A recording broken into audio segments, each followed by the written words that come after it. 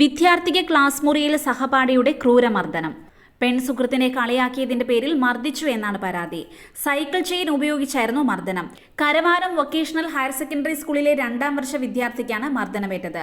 സംഭവത്തിൽ വിദ്യാർത്ഥിയുടെ വലതു കൈക്ക് പൊട്ടലേറ്റിട്ടുണ്ട്. തലയ്ക്കും പരിക്കേറ്റു.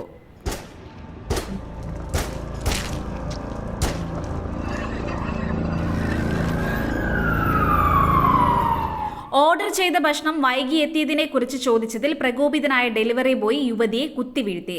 ഒഡീഷയിലെ ഭുവനേശ്വറിലാണ് സംഭവം.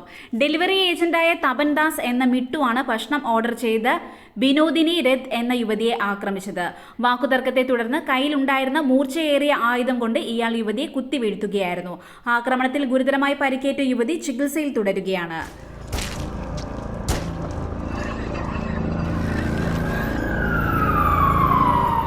കൊല്ലം തെക്ക് ഭാഗത്ത് 3ാം ക്ലാസ്സുകാരനെ രണ്ടാനച്ഛൻ തേപ്പ് പെട്ടികൊണ്ട് പൊള്ളലേൽപ്പിച്ചു. 8 വയസ്സുകാരനെ പൊള്ളലേൽപ്പിച്ച അച്ഛനെ പോലീസ് കസ്റ്റഡിയിലെടുത്തു. കുട്ടിയുടെ അമ്മ വിദേശത്ത് ജോലി ചെയ്യുകയാണ്. മുത്തശ്ശിക്കും രണ്ടാനച്ഛനുമൊപ്പമാണ് കുട്ടി താമസിക്കുന്നത്. മുത്തശ്ശിയുമായി വികൃതി പിടിക്കുന്നതിനിടെ കുട്ടിയെ പൊള്ളിച്ചുവെന്നാണ് രണ്ടാനച്ഛന്റെ മൊഴി. മറ്റെന്തെങ്കിലും കാരണമുണ്ടോ എന്ന് പോലീസ് അന്വേഷിച്ചു വരികയാണ്.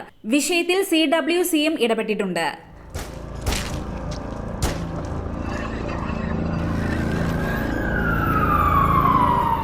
പേരാമ്പ്രയിൽ അമ്മയെ മകൻ മർദ്ദിച്ചു കൊലപ്പെടുത്തി. തൈപ്പറമ്പിൽ പത്മാവതിയെയാണ് മകൻ ലിനീഷ് കൊലപ്പെടുത്തിയത്. ചൊവ്വാഴ്ച പത്മാവതിയെ വീട്ടുമുറ്റത്ത് അവശനിലയിൽ കണ്ടെത്തുകയായിരുന്നു. പിന്നീട് സ്വകാര്യ ആശുപത്രിയിൽ എത്തിച്ചെങ്കിലും ചികിത്സയിലിരിക്കെ മരണത്തിന് കീഴടങ്ങി. പോലീസ് നടത്തിയ അന്വേഷണത്തിലാണ് മകൻ ലിനീഷ് മർദ്ദിച്ചു കൊലപ്പെടുത്തിയതാണെന്ന് കണ്ടെത്തിയത്. സ്വത്ത് തർക്കമാണ് കൊലപാതകത്തിന് കാരണമെന്ന് പോലീസ് പറയുന്നു. സംഭവത്തിൽ മകനെ പോലീസ് അറസ്റ്റ് ചെയ്തു.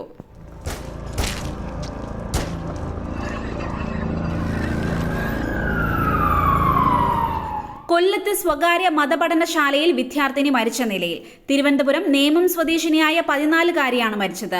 കൊല്ലം പൂയപ്പള്ളി MUMS എന്ന സ്ഥാപനത്തിലാണ് സംഭവം. പൂയപ്പള്ളി പോലീസ് അസ്വാഭാവിക മരണത്തിന് കേസെടുത്ത് അന്വേഷണം തുടങ്ങി.